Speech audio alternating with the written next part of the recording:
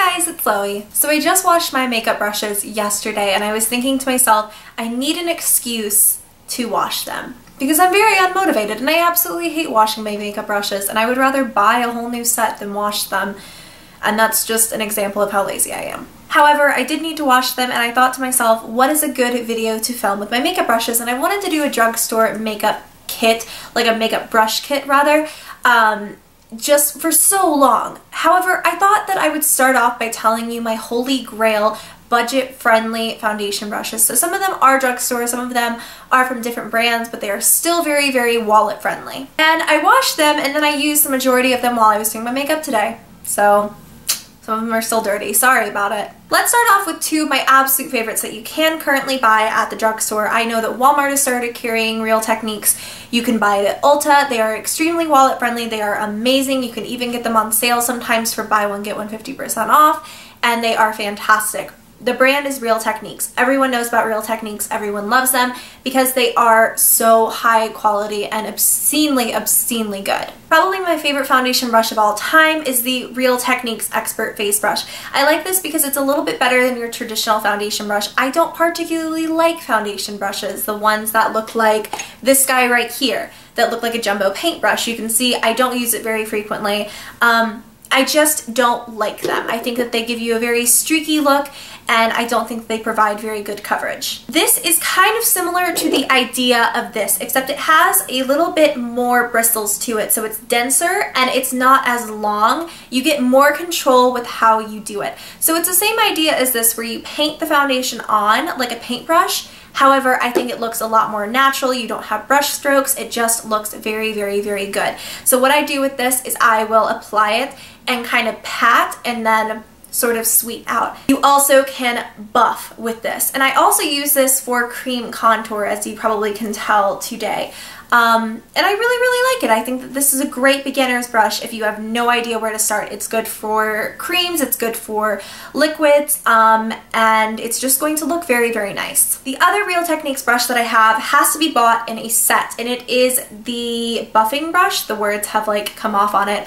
This one is fantastic as well, especially if you are using straight liquids, very, very liquidy liquids, because it's going to buff it into your skin. You can also use it as a stippling brush, and it gives very good coverage. Again, this is very, very densely packed. And also, I do really love stippling brushes. This is sort of a segue, right? Maybe? I don't know. I love this, and this is what I use today. This is going to give you a very, very, very, very full coverage though, because it's not really sucking up any of the product. It's really just made to go on the face and then you can kind of buff it out. And this is going to give you a much more airbrushed look than I think any of them do. This is a Sedona Lace 813 brush. Again, very wallet friendly. I love Sedona Lace. You can get this in a kit as well, but this is very, very inexpensive. The difference between them is that this is going to give you a more natural look, and if you have something that is maybe a bit thicker, like you can use cream foundation with this. I don't particularly like it. But I'm sure that some people probably love the look of that. If you have a slightly thicker foundation, it's good. If you have something extremely, extremely liquidy, like Chanel Vita Lumiere, maybe L'Oreal True Match Lumi, this is great because it's going to really put all of the product on your face. Since it is such a liquidy product, the fact that this is natural hair all the way up to here and then the rest is synthetic means it's not going to soak up any product either. You're not really wasting anything. This is a great foundation brush as well, but I do think it can look a little bit airbrushed, maybe a little bit too full coverage for some people. These two foundation brushes are somewhat similar, I guess you could say. The first one is from Coastal Scents, and it is the BR1110 brush, and I'm sure it has an actual name. I have no clue what it is. I'll have it linked down below along with all of these brushes though. I like this one because it has a very, very, very large surface area, but it is a bit flimsy. So what that means is, yes, it's going to buff the foundation into the brush. This one isn't really made for like stippling. It's going to give you a very, very natural look.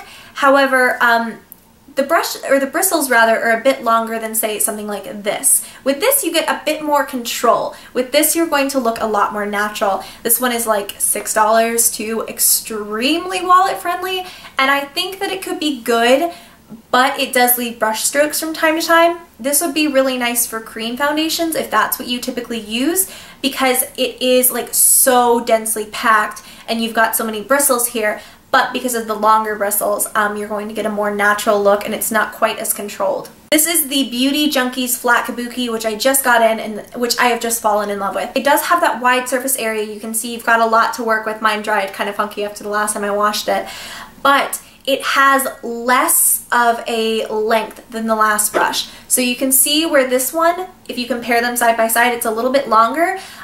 It's not as densely packed either. This one has a lot to it. It's shorter, you get more control. The brush handle is very, very thick. It doesn't feel flimsy in your hands. It feels very high quality. It also washes extremely well. This is a good multi-purpose foundation brush to kind of have in your arsenal because again, those bristles are so dense, it's just really easy to buff that into the skin. You've got a lot of control and it doesn't leave any brush strokes. It also is so thick that I think you could use it for cream foundation.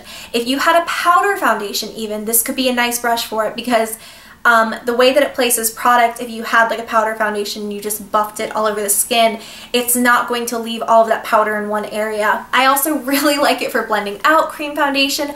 Right now, currently, and I go through weird phases, this is a current favorite of mine and this is a like permanent favorite of mine.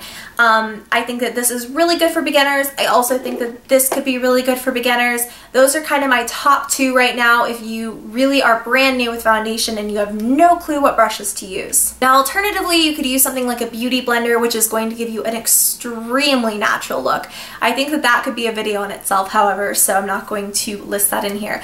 So those are my top favorite foundation brushes. I hope you liked this video and I hope you found it helpful. If you did, make sure to give me a thumbs up. Subscribe to my channel if you have not already, and until next time, I love you. I will see you in the next video. Bye!